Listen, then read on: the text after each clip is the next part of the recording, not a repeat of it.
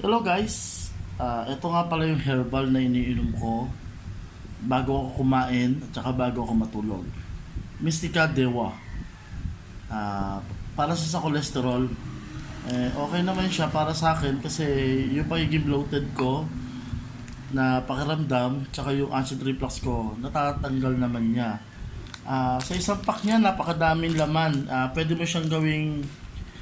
mo siyang sa isang pack pwedeng yung 3 timpla, 4 na timpla, depende sa'yo. Medyo mapakla lang siya, pero okay siya sa katawan guys, kaya i-recommend ko siya sa inyo guys, kaya maganda siya sa katawan para sa akin. Ayan, nagtimpla ako.